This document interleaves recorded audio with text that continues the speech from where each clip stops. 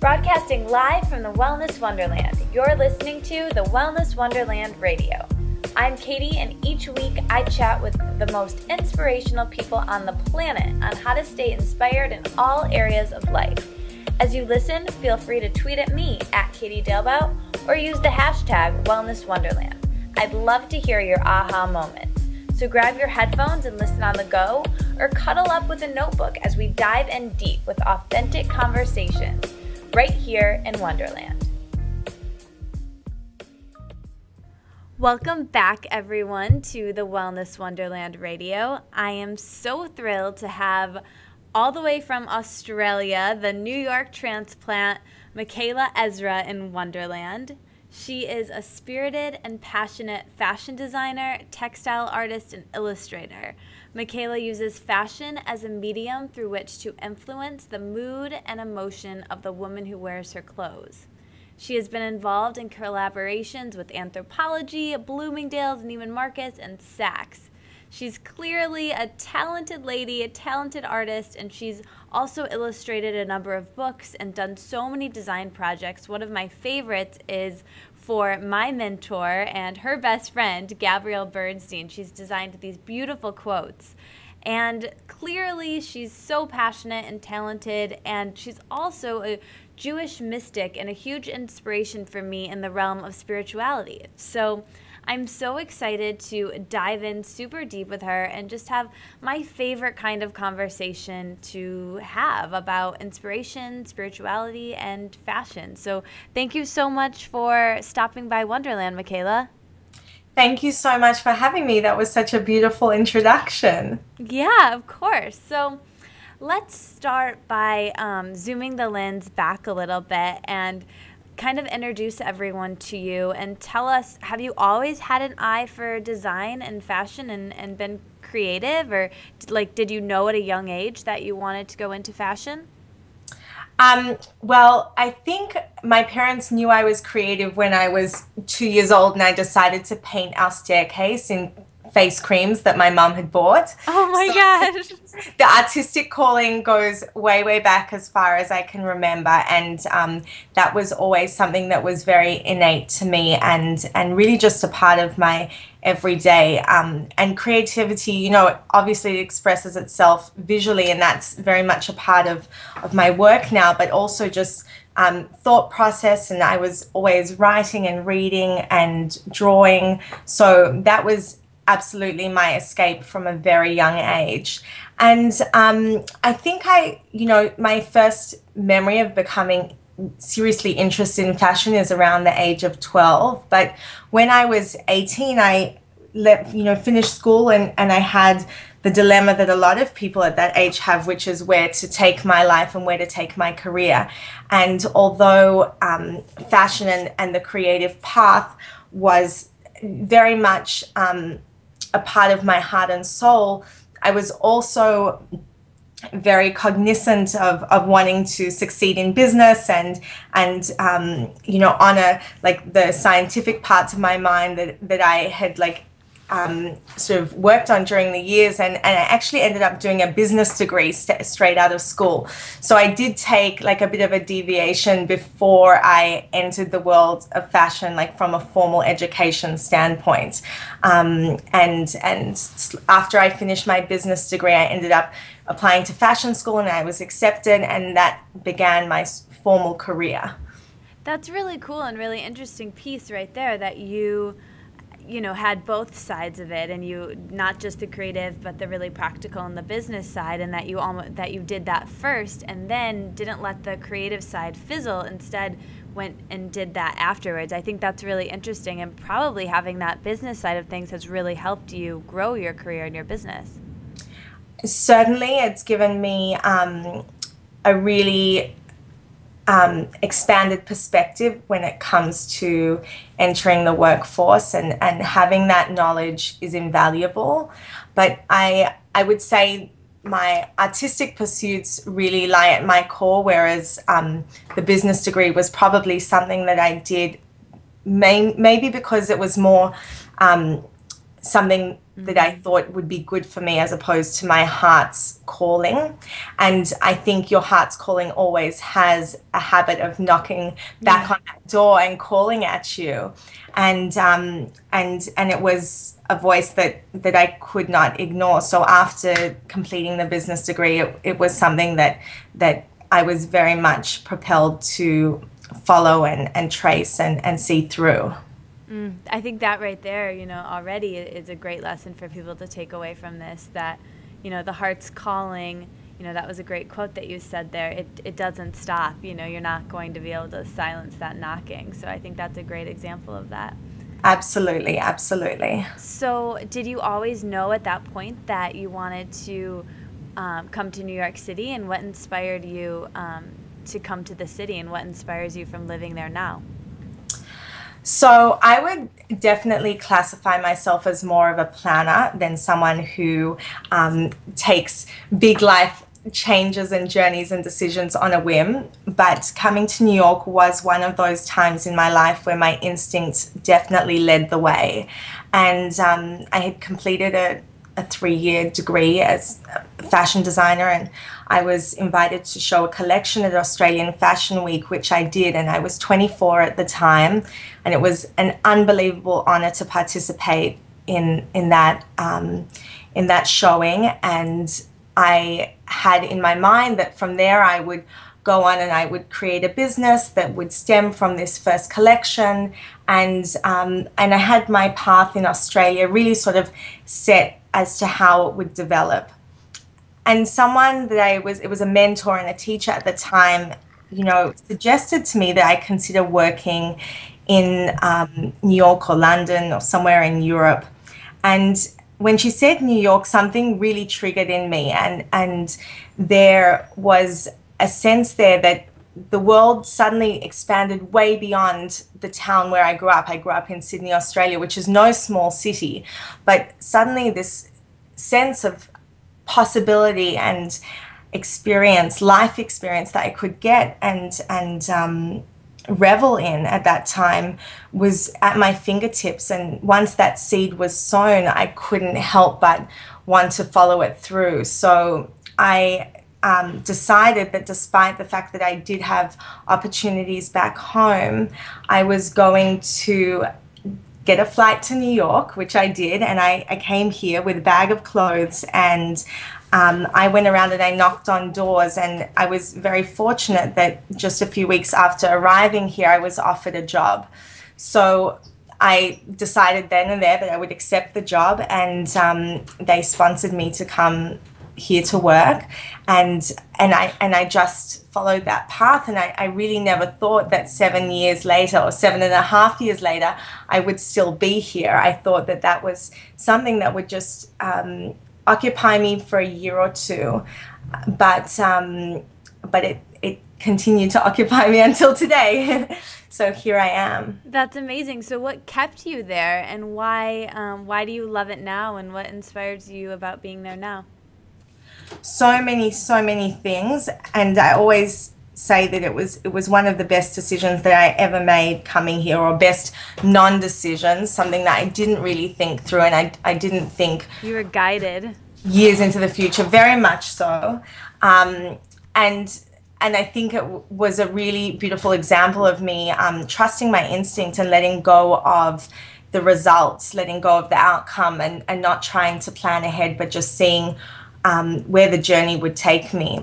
And so first and foremost, that life lesson is invaluable, and it's something that I have to continually remind myself today when I try and plan ahead, or I try and calculate what a result will be. I have to go back to that 24-year-old Micaela who got on a plane without knowing any outcome, really fearlessly, with a lot of ambition and courage and enthusiasm, and those qualities really paved the way for me here. So you were asking what kept me there, what kept me here. I think this city has an amazing energy and magnetic power to bring you to whatever you need at the time if you're open to it. So when I arrived, I had the mindset of a young fashion designer, and I really wanted to achieve in that industry, and I wanted to engage and immerse myself in the world of fashion. And whatever you want in the city, it's readily available to an extreme. So that was something that I needed at that point in my life, and I was able to dive right in, and I experienced the depths of the fashion industry and so many different things it had to offer, and it was very fulfilling in many ways, and it was very eye-opening in other ways. So for the first part of my time here, it was certainly my work that was keeping me here, and the potential of that work, and the people that I was meeting, the experiences I was having, the things that I was learning. And slowly it sort of mutated to the friendships that I began to have. So then my friendships became such a core of my experience in New York that it wasn't just my work that was keeping me here, but it was the relationships that I was having. So I found that in this city there is such a beautiful openness people have to meeting other people and engaging with them and really connecting on a level that I didn't experience when I was in Sydney, because I had an established group of friends in a comfort zone that I was in growing up. And I was so inspired by these different people from different places, and everyone who comes here, you know, you need a certain passion and a certain drive to maintain living in this city. It requires a huge amount of energy. So you meet people from all over the world, each with just an amazing capacity for life and desire to engage in the city and to meet other people and to pursue their dreams. And I found that just so riveting, and it really, really held me aloft. And I've made some wonderful lifelong friends over the years who inspire me and guide me and are really central parts of my life. One of them, who you mentioned, is Gabrielle, who I met very serendipitously when I want to hear. Tell us about it. How did we meet? We actually met in a nightclub, believe it or not. Yes. And there was an immediate connection, and we lost touch. And after me returning to Australia to get my visa and coming back to the city, I was on a street in the West Village. As you know, so many stories in New York are set on a specific corner, on a specific street. Right. So I was on Greenwich Avenue in the West Village, and I was standing outside a coffee shop and very upset that I had to stand outside because it was November, which was really cold for me, especially coming from Australia. November was horribly cold at that time. And my friend said to me, you know, there's a girl calling your name across the street. And I said, that's impossible. I don't know anyone here. And he said, no, really, there's a girl, turn around. And I turned around, and Gabby was running across the street. And I'm like, oh my goodness, that's the girl from the nightclub. And we really bonded instantly. And we were very, you know, connected by spirit from the beginning of our friendship. And I was really fortunate to have found someone like her in the city to take me under their wing and guide me and you know, show me New York. Oh, that's a beautiful story. I love that. Thank you. I think that's the first time that story is publicly revealed. Oh my gosh, it's special. So I was going to ask you about, you know, your friendship with Gabby anyways. So I would love to know why for you it's important for you guys to have each other and support each other on a spiritual path, and like what are some of the things that you've learned from that friendship and being friends with Gabby? Wow, that is a big question, because I have learned so much. And like everyone else, I'm a very strong believer in surrounding yourself with friends whose value systems you respect and who really encourage the best in you and believe in you at your core. And Gabby is one of those people. We're very fortunate to find one another as friends. I think you can have soulmates in obviously your romantic partner, but you also have friends who are soulmates, and that's certainly something that occurred in this relationship. We from day one, she supported me and believed in me, and really encouraged me to delve into myself and find my calling in different ways and pursue those callings. And she doesn't let me escape that. She doesn't let me turn away from those voices. So I think honesty and strength are really important ingredients in being a true friend, and she definitely exhibits both of those with me. And I've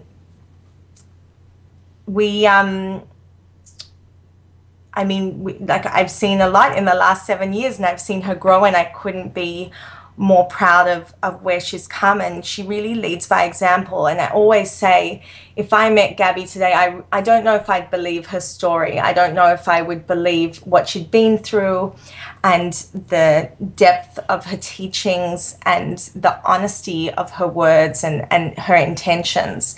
And I've been very fortunate to witness the truth in all of that. I've been fortunate to see her blossom and develop and grow and move through every experience that she relates in her books and her stories. And I can proudly stand next to her and say that she's the most incredible power of example to young women today. And I'm honored and grateful to have seen that transformation occur with my own eyes. Oh my gosh, I have chills. That's just so amazing. And it's funny. I mean, I obviously found Gabby's work, and then I was able to meet her, and there's just something about, I found her work first and I believed it, and I love hearing her speak. I love reading her books too, but there's something about hearing her speak that you can really feel it. And then when I met her in person, it was like, oh my gosh, she walks her walk and talks her talk, and they're just so authentic, and I think so that's true. Just really important for everyone, who just finds her recently to understand how real it is, right? Oh, absolutely. And, the other thing is that it's very easy to walk into her lectures now, and she's such an accomplished speaker, and it's so professional, and she has a room filled with thousands of people, and she has another few thousand people who are plugging in online. And it's really just amazing, and you just think that it's this machine that's operating.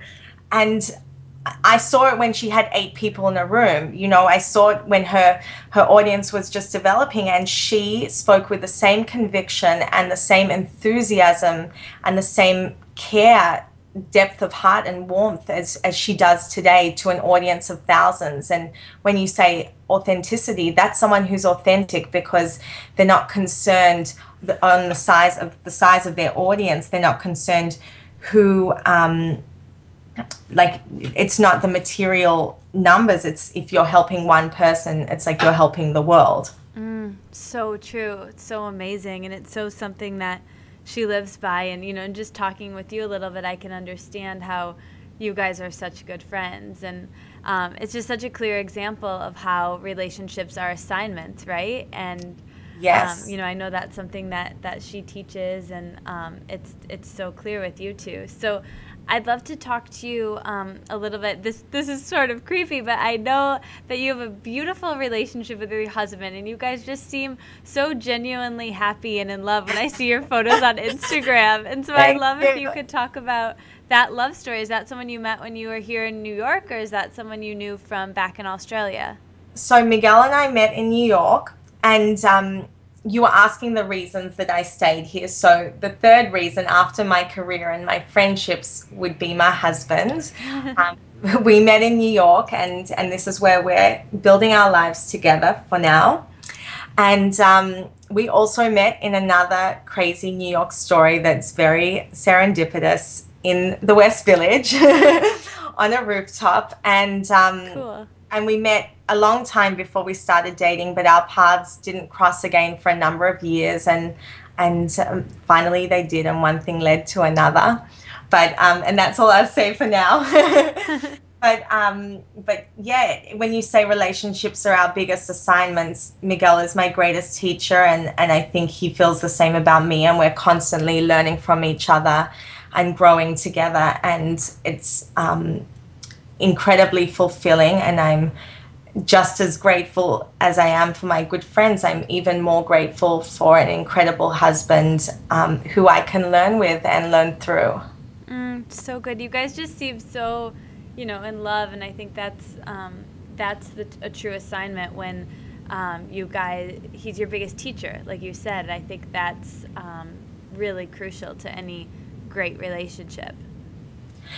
Absolutely, and people can be our teachers, but we don't want to recognize what they have to bring us. So Yeah. it's very humbling. It's very humbling when you come across someone who has something to teach you, because it means that that's an area that you need to grow in. So it's accepting that they have a gift to share with you, and often we don't want to acknowledge that because we don't want to think that we lack in some area. We don't want to think that there is space to change or space to improve, because it's an insult of sorts. So I think like that's one of the most important ingredients in any relationship is having humility and be willing to accept where you are and that there's always place to improve. So good.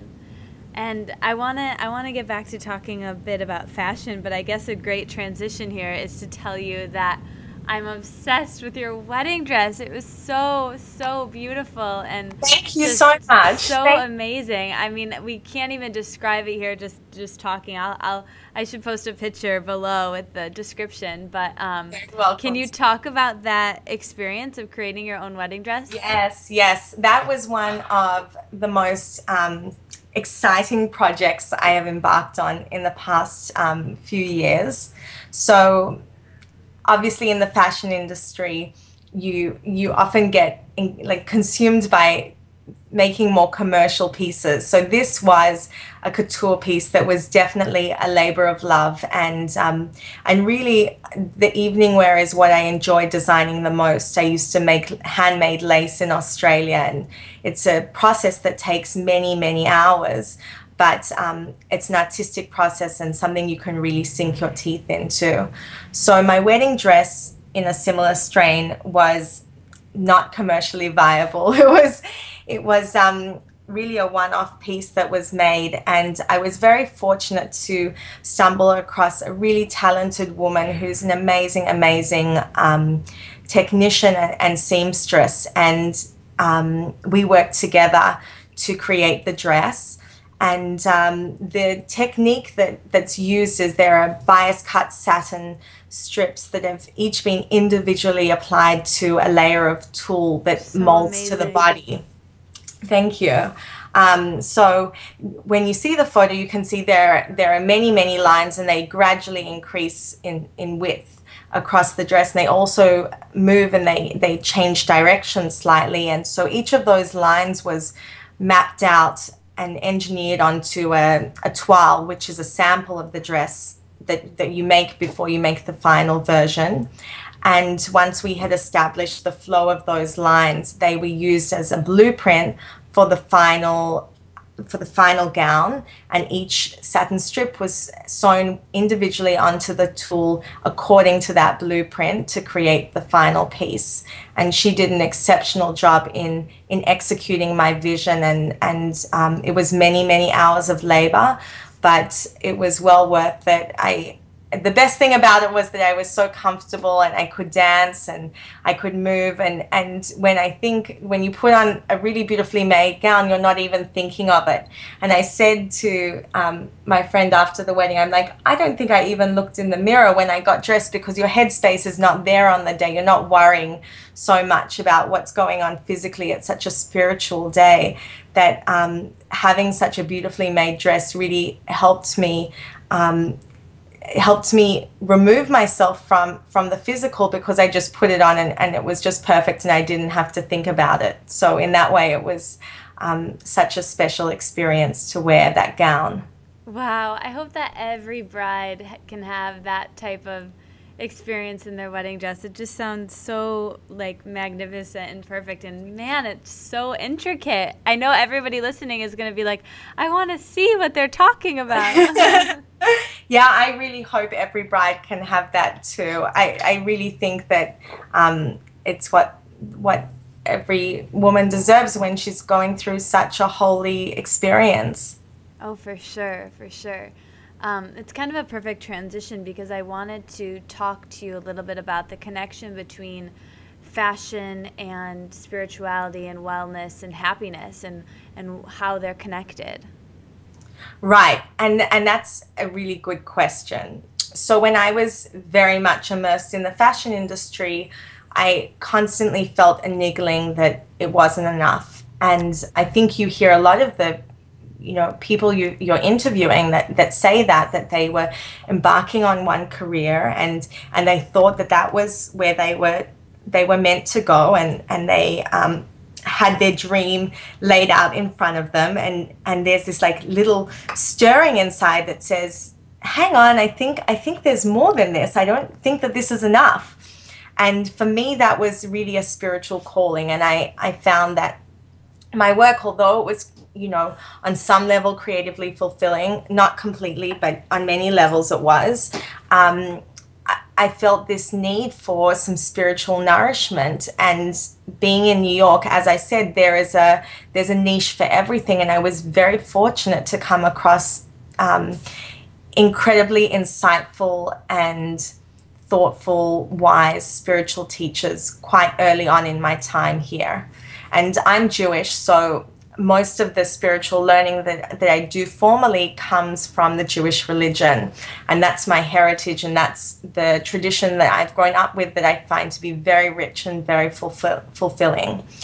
And initially I started engaging through books, and I was reading more, and I was reading different spiritual teachers, and Gabrielle would recommend me to read Marianne Williamson, so I devoured that. And then there would be Pema Chodron, and I devoured that. And that was, happening alongside my more formal Jewish education, where I would go to lessons with different teachers. And I was just really blown away by how much my mind and my heart expanded by absorbing all of this information that I hadn't really paid much attention to before, even though it was always part of my soul and always part of my thought process. I'd never really formally engaged and read this type of literature before.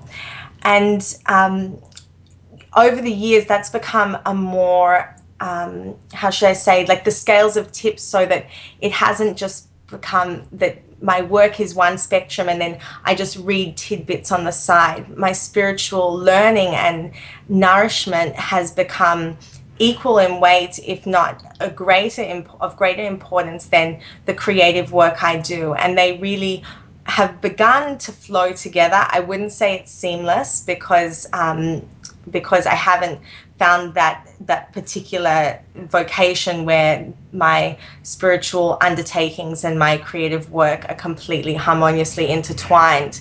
But more and more they exist together, and they complement one another. And I also come across a lot of people who have that particular dilemma. They say, oh, I work in graphic design, but I love to help young women. Or, oh, I work in, Nitika was saying in one of your interviews, I worked in real estate, but I wanted to start Bella Life, And Gabby was working in PR, and she worked out that she had to help young women and help them find their true calling and find happiness. So there is a lot of this interplay between a path that we expect to go upon, and then infusing that with our soul's calling, and infusing that with a more spiritual backbone, and feeding ourselves, and then feeding the people we come across with all the information that we have been gifted to gather.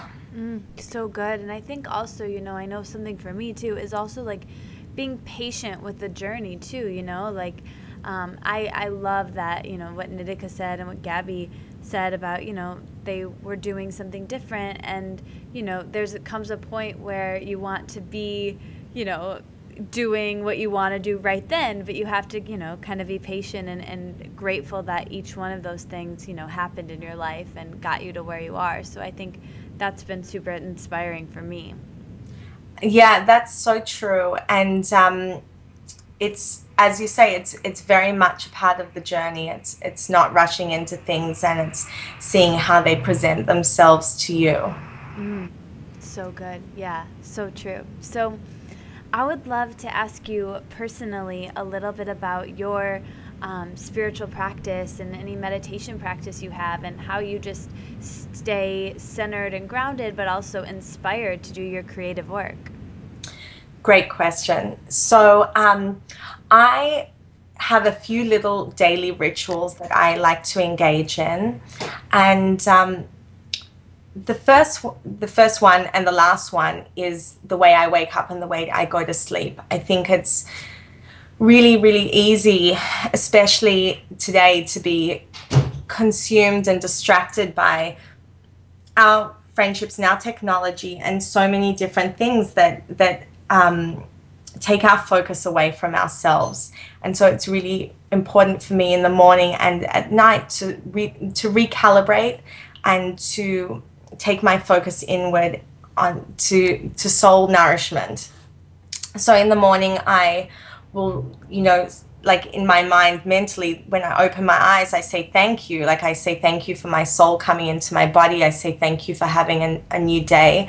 And I try and turn my thoughts to the positive of that day before I grab my phone and I check my emails and I make my phone calls and I do that. So it's really a mental shift that will occur very consciously. I didn't always do this. It's a very conscious decision that when I open my eyes, the first thing I'm going to do is give a thought of thanks to God, the universe, the greater spirit that we have that's allowing us to engage in another day and participate in the world.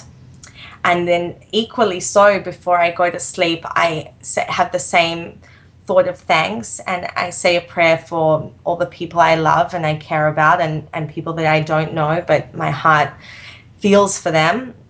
And I go into sleep in the spirit of reflection, and I find that having this transition allows me to consider my thoughts. It allows me to consider my day. It helps me focus on the things that are important to me. And again, it takes me away from the chaos of the day, which can be very stressful and very turbulent. So they're two anchors that I have. And the third thing that I try and do is I try and learn something every day. So I try and read spiritual texts, or I try and read a source of Jewish literature or scripture, or I try and listen to something inspirational. And definitely when I work now freelance, so I work from home, but when I was in the workforce, I found that having these moments during the day where I could focus my mind away from the office and away from the chaos of the workforce and read something spiritual, they were my anchors during the day. They were like momentary meditations where I could help my mind shift back to what my soul felt was important, which wasn't getting a button from China on time. It was, what's my purpose here? And reading these types of information really soothed me and calmed me and helped me get back on track. So apart from that, I don't always meditate. I wouldn't say I participate in formal meditation on a daily basis. That's something that it's a practice that I try to engage in, but it's not formal and it doesn't happen every day. But I always find that there are different movement meditations which help me. So going to yoga classes, and there's a dance meditation practice called the 5 Rhythms, which was really life-changing when I started to do it, and I enjoy that. It's a type of spontaneous dance. So I think that there are ways we can find meditation which don't necessarily involve sitting on a cushion, although that is important and it's very important to integrate. Everyone has their own branch of meditation that they'll gravitate towards. For sure. And I really like that you said that. I think that's a really, really good point that, you know, a lot of people can relate to. So I love your morning and evening practices, and so I would love if we could go through your morning and evening routines a little bit more specifically, and maybe you could tell me like the first few things you do when you wake up after you say your prayer and why that's important for how the rest of your day goes, and maybe like the last 3 things you do in the evening. Sure. Okay, so I would also say that no 2 days are exactly the same. And it definitely is seasonal because, as we were saying before earlier on, that even though I would like to get out and walk, right now I'm hibernate. So to do it with the cold. Yes. So on a normal day, I guess I would have breakfast straight away because my stomach calls in the morning. Do you eat the same thing for breakfast every day? What are some of your favorite things? Yes. I have like a really great, like one of the Nature's Path cereals that I have with fruit, and I drink almond milk. So that's what I usually have in the mornings, and then sometimes I'll take a walk if it's warmer weather. That's usually what happens, and then either I'll go to a yoga class or I'll get straight into my work, and that's often sitting at a desk. But then sometimes it's going on excursions and going to different places to source fabrics or to meet people. So every day will take a different turn. So good. And then how do you... I would say that my mornings are perfect.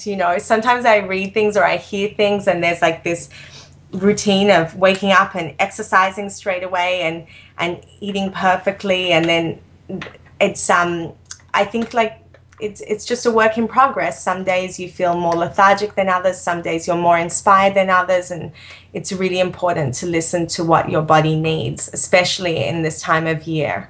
Yes, absolutely, and not getting wrapped up in shoulds. I think that's really important for people to hear too.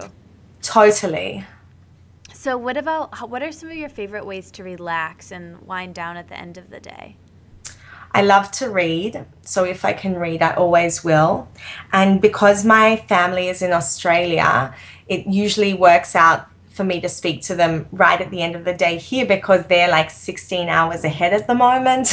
So they're tomorrow and then some. Like they're in the future. Yeah, exactly. Ask them whatever you want to know. They'll reveal all the secrets. So usually my night times are spent with my husband. He also loves to read, so that's perfect. We can sit next to each other and read, and speaking to my family at home, and really just pulling myself away from the computer, which is such a lucrative machine. Yes, so true. So I would love your advice on this. So when you do have a negative thought or a thought of fear, worry, or something come into your mind, what do you do to pivot that thought and reach for a better one and just like trust and know you're supported? Do you have like a kind of go-to system to kind of get yourself back when you come out? Yeah, I think that's a really easy place to fall into, and I think it's a really difficult habit for all of us to climb out of, and I think it's something that will exist no matter what we do. And for me, the first step is reminding myself that isn't my truest self that's speaking. That's a different part of myself. That's not my authentic self. That's not my soul's voice that's speaking in that moment. That fear is someone else speaking. It's something else speaking in my mind. So the consciousness that it's not the best part of myself, it's not the most authentic part of myself, allows me to separate from that thought. And then just gently telling it to go away. That's how I combat it. I recognize that it's not real. It's not the most authentic part of me, and then I allow it to pass by. Now that doesn't mean that the thought's not going to come back, because a negative thought will reappear, as many times as it wants to. but that constant choice that we have to accept that it's not true, it's not ours, and we don't have to engage with it, we don't have to participate with it, is a really important step in the process.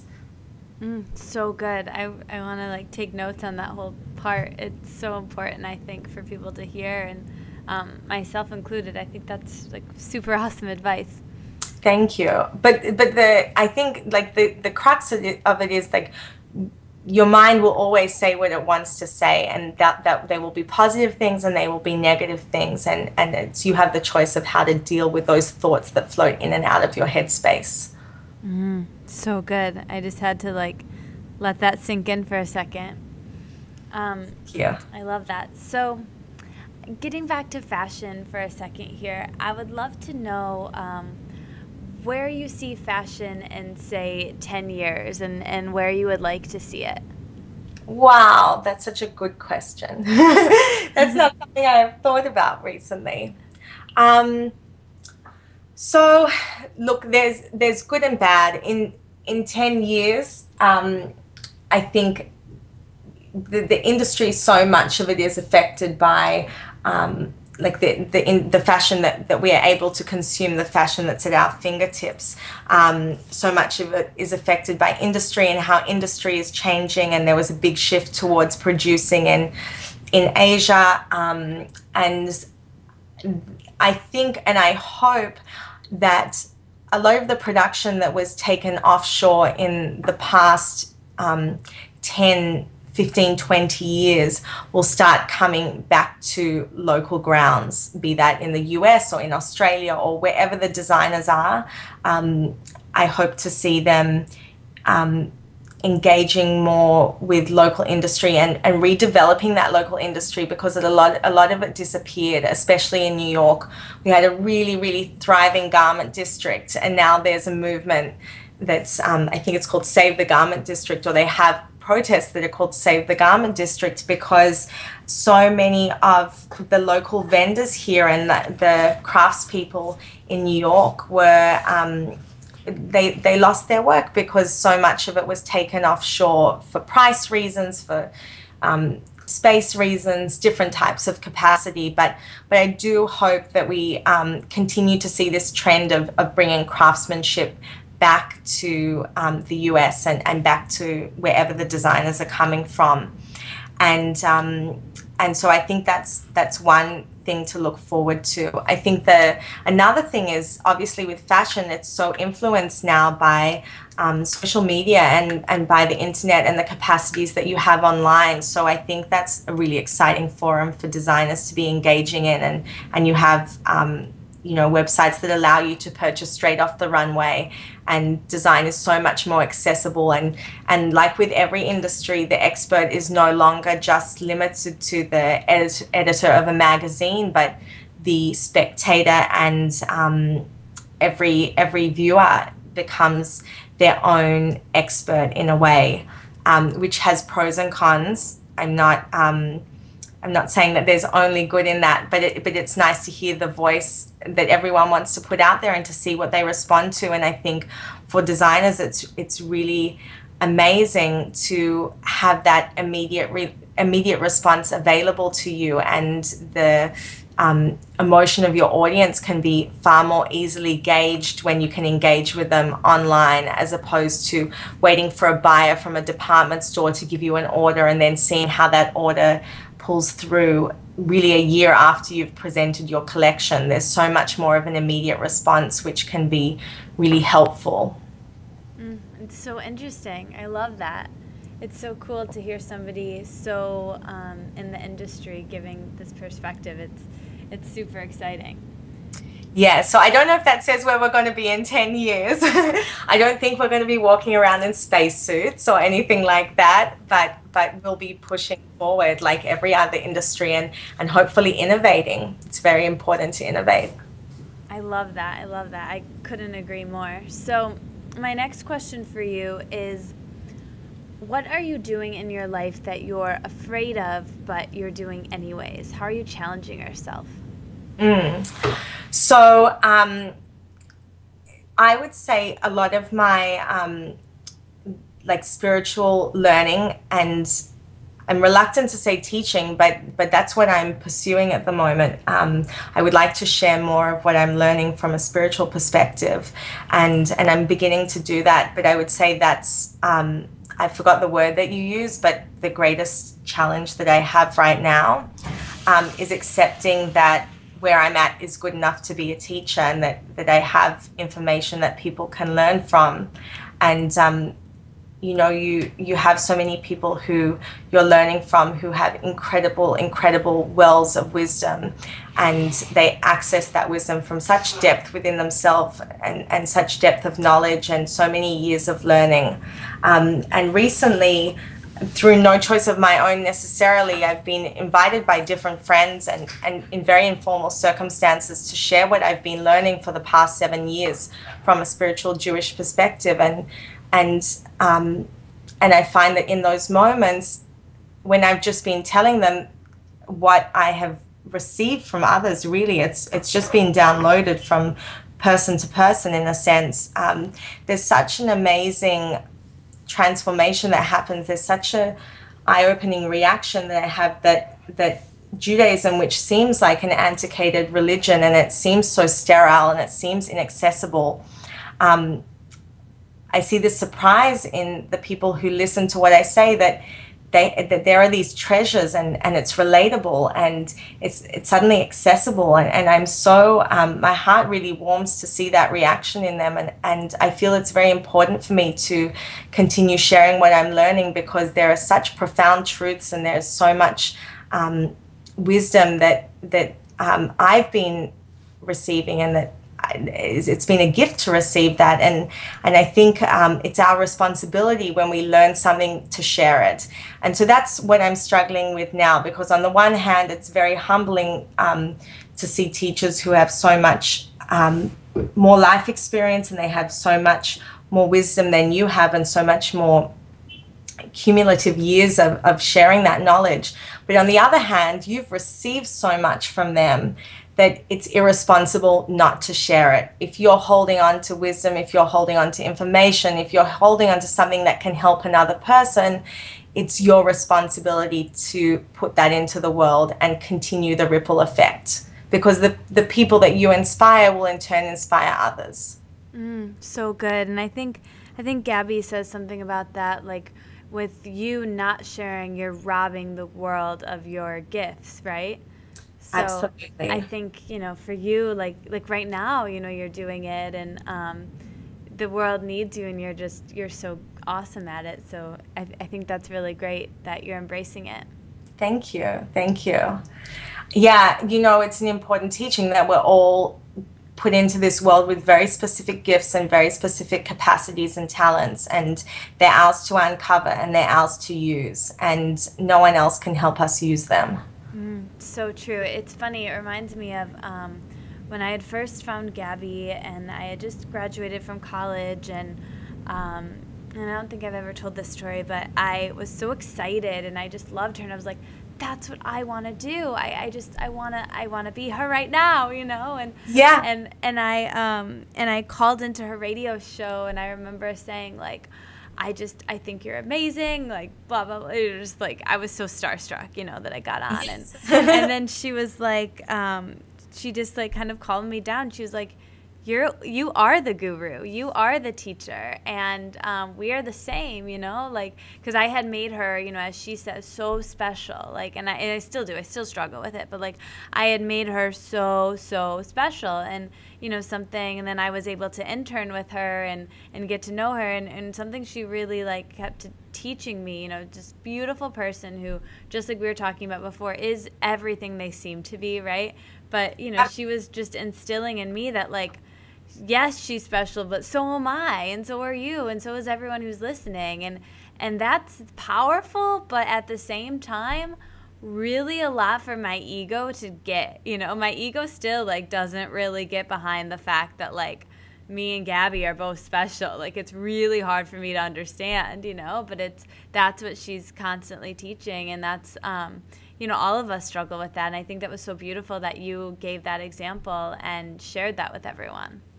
Yeah, I think your example is also incredible. I think it's something that that everyone struggles with, regardless of how accomplished you are. There's always someone who stepped before you, and you must take that as an example and an inspiration, and accept that if they have the power to participate in the world in that realm, that you also have the ability to participate in the same way.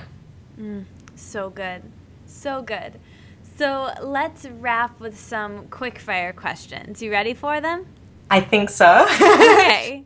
All right. So just say like the first thing that comes to mind. Okay. So favorite color?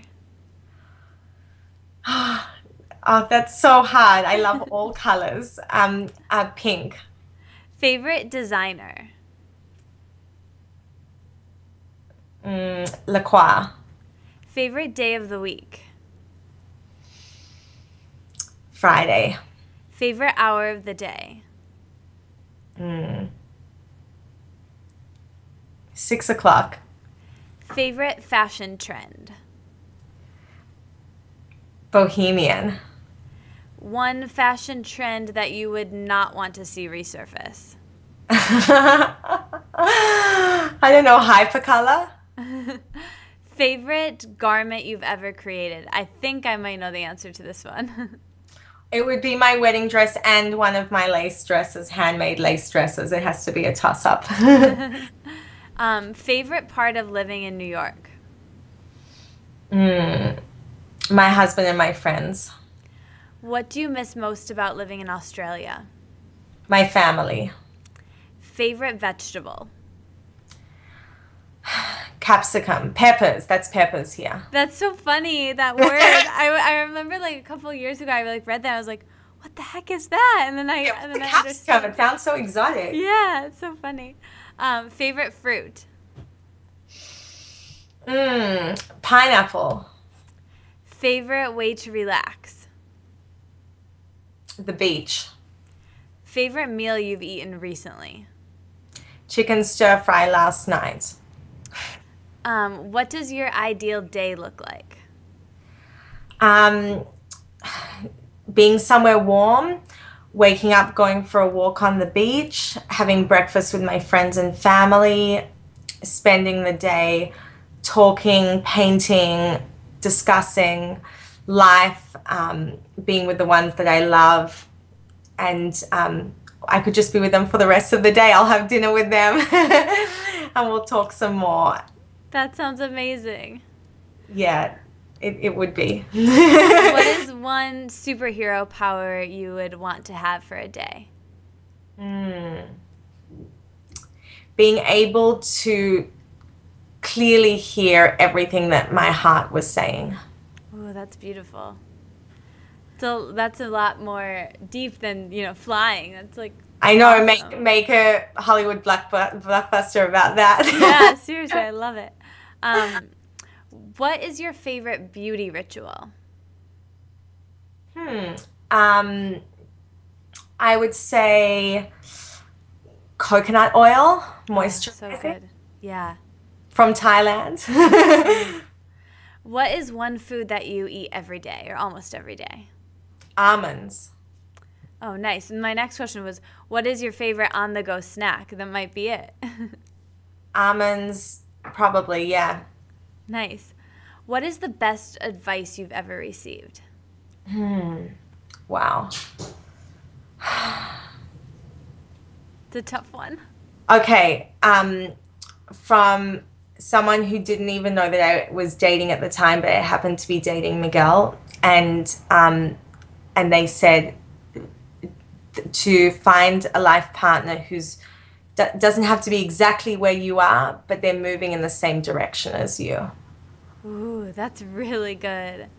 I want to write that one down for sure. For me, that was important for me. So good. Because we weren't in the same place, but we were moving in the same direction. Oh, so good. Do you have a favorite movie? No, maybe The Sound of Music, childhood favorite. Nice. What about a favorite book? Oh, no, I couldn't say one. Maybe one of Gabby's books. One of Gabby's books, to be politically correct. Yes, her books are very instrumental in my life. Favorite song? Anything by the Beatles, or George Harrison, My Sweet Lord. Nice. So the last question I have for you, as you know, the name of my blog and the name of this podcast is The Wellness Wonderland. So when I offer that term to you, the Wellness Wonderland, what does it mean to live in a wellness wonderland to you?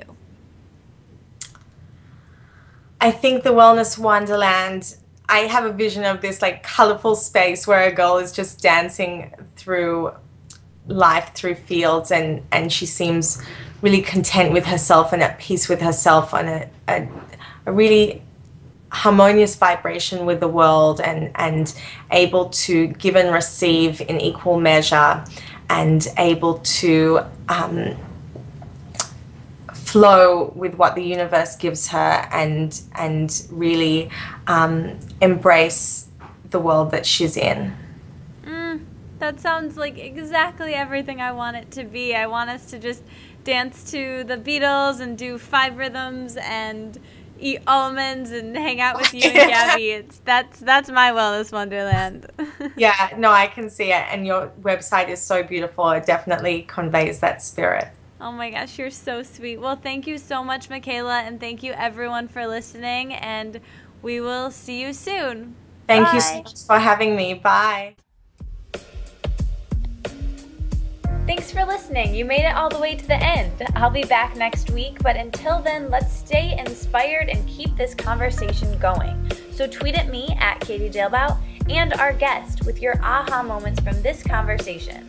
And like the Wellness Wonderland on Facebook, so we can all hang out there and discuss how inspired we are and how we'll apply it in our daily lives. And never miss another episode or post from me by signing up for email updates on thewellnesswonderland.com. See you back in Wonderland.